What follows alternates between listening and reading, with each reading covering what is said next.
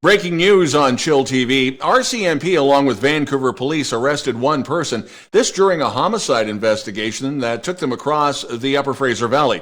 Now, on Wednesday, July the 8th, Chilliwack RCMP received a report of a vehicle associated to a Vancouver police investigation. This of an abandoned vehicle on a forest service road in Ryder Lake. Literally just a few clicks away from Ryder Lake Studio, where we at chillTV make our home base.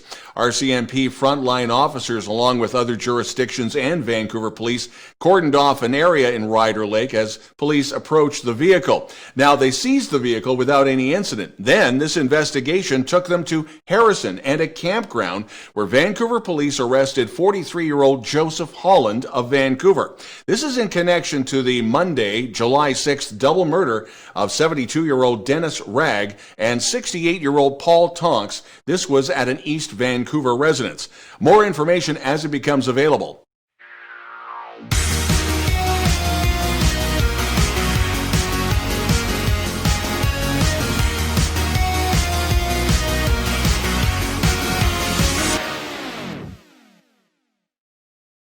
Headline news most affecting Chilliwack this week.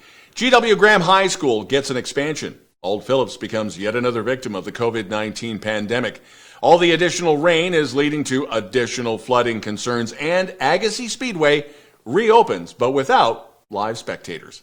Thanks for watching. We are committed to providing local news and news that impacts our local audience from Harrison to Garrison, Greendale to Hope, and everywhere in between, including Agassiz, Cultus Lake, Little Mountain, Fairfield Island, Promontory, Chiacton First Nation, Yarrow, and Five Corners, Chilliwack.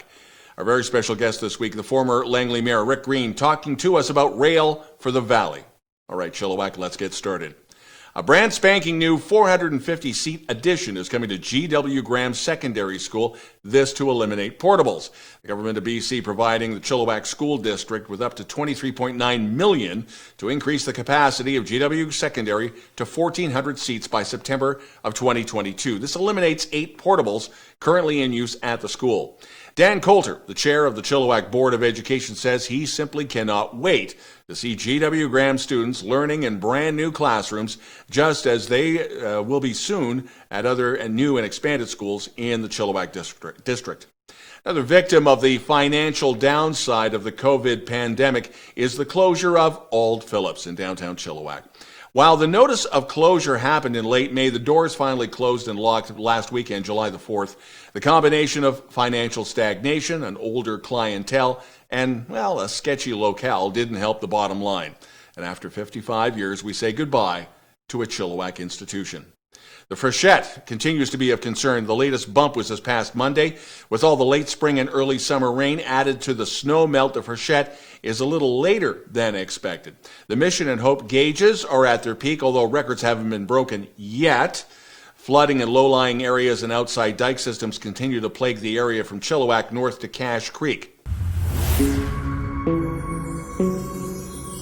With the damp start to summer, one can be lulled into a false sense of security with the annual wildfire season. BC Wildfire Service started testing night vision technology to spot fires that can and do start in the wee hours. The gear was strapped onto choppers for test flights around Penticton. The tests will increase BC Wildfire Service's knowledge of NVG helitanker protocol. That includes how night procedures would differ from daytime air operations.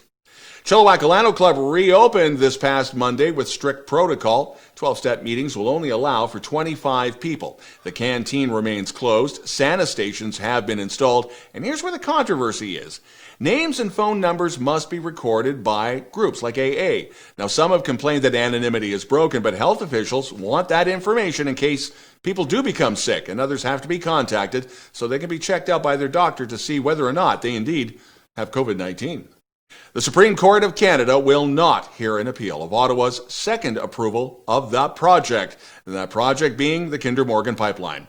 Last Thursday, the court dismissed the request for an appeal brought forward by a number of First Nations, effectively bringing a years-long battle over the pipeline expansion to an end. In 2018, the Federal Court of Appeal overturned Cabinet's first approval of the pipeline expansion, citing insufficient consultation with Indigenous people and a failure to take into account the effect on marine animals. That forced the federal government to go back to the table. The expansion would nearly triple the amount of diluted bitumen carried by the Trans Mountain pipeline between Alberta's oil sands through the Fraser Valley and on to Burrard Inlet. That port, of course, is part of the Burrard refinery. The Trans Mountain Pipeline project was first approved in 2016. And ironically, a spill at the Sumas pump station happened just the other week.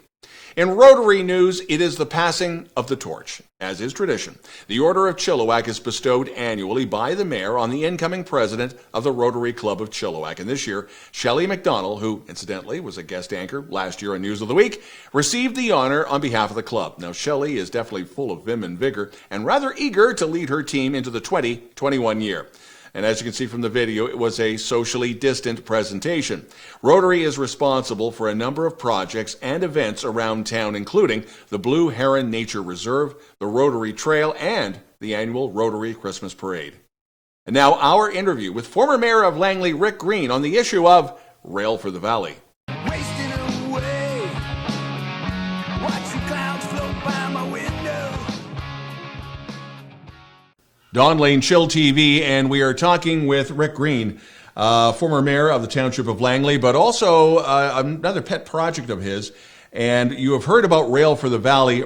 And Rick, I guess we have to explain, there's Rail for the Valley, and then there's your people, but you're trying to get to the same common goal. Yeah, fair enough. What we are is the South Fraser Community Rail Society, which we formed about 2 years ago. On our society and with us is Patrick Condon, the UBC professor, Bill Van der Zam, and we have a group of directors of about 6 in number. We deal basically in the Langley, Surrey area into Abbotsford. We work very closely with Rail for the Valley group in Chilliwack.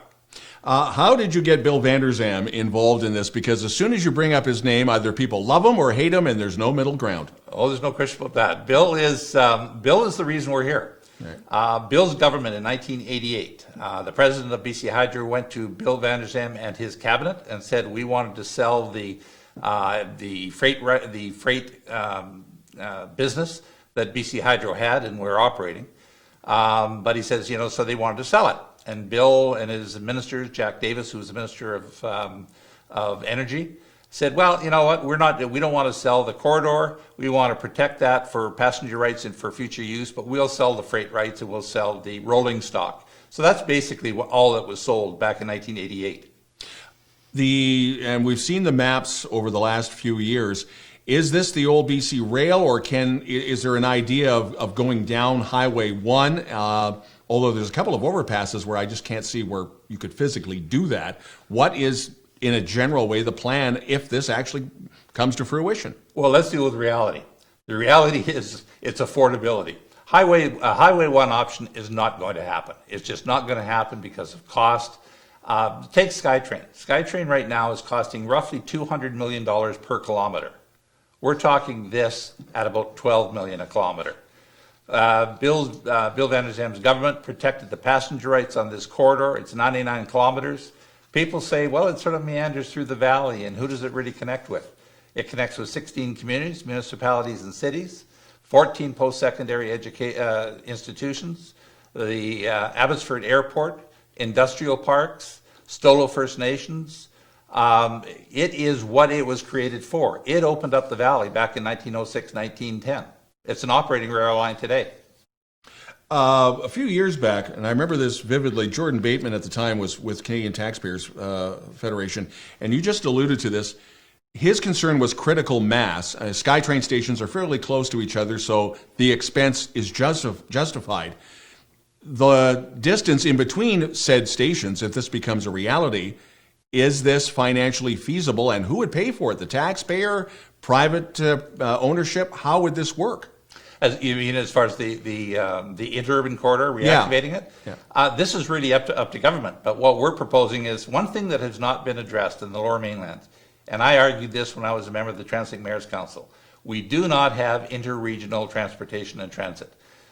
We have these two fiefdoms. One is Translink that looks after Metro Vancouver. One is BC Transit that looks after everything else. The reality is we don't need rapid transit. Rapid transit's only a figment of how many stops you make it. This particular unit we're talking about, hydrogen rail, which also fits into the environmental component of this, this thing will go up to about 120 clicks. We're talking about probably 80 clicks. It'll take 90 minutes to go from Chilliwack into the Patella Bridge. SkyTrain station, it connects there. We're talking 14 stops. It just makes abundant sense. This could be a turnkey operation in 3 years' time. You mentioned the hydrogen aspect. Correct me if I'm wrong. Is that technology being used in Germany, I believe, or somewhere in Europe? Yes, and it was back in 2017. It was in the start of the election campaign back then. We met with John Horgan through some contacts we had when he was just starting his campaign. We presented our Shaw documentary that we had produced back in 2010 when I was in the mayor's office. And what we had learned since then is in 2016, Germany, Alstom, which is a French, major French corporation, they were producing a hydrogen component. It's actually Canadian technology. It's the energy component of that is produced in Mississauga, Ontario. And they went worldwide to find out the best technology available for a hydrogen rail. So this was produced. It is in active operation, paid operation in Germany right now. They've just finished off an expansion and a test market in Holland. Holland have bought into it. I think they're buying something like a dozen trains. They're inundated with orders throughout Europe, and now the UK are seriously looking at converting to hydrogen and refitting diesel units, but also bringing in new hydrogen units. You were touching base on how this would all be paid for and hopefully up and running in 3 years. The current BC director of the Canadian Taxpayers Federation, Chris Sims, as I mentioned to her that we were going to have this conversation, she was curious to know not only the funding, but would your people be willing to make sure there is sponsorship? Do we see Budweiser on the side of the train, just pulling a name out of the hat, but that type of a naming right, could that at least pay some of the bills? Oh, absolutely. And look, what we're talking about is, and really think about this, we're talking about a 99-kilometer rail line. It's absolutely intact. It's absolutely operational. It does not require any upgrades as far as that is concerned. Obviously, we need road gates and what have you. We're talking $1.3 billion for 99 kilometers. The rail line, or the SkyTrain from Surrey Centre to Langley City, is $3.5 billion, 16 kilometers. Okay.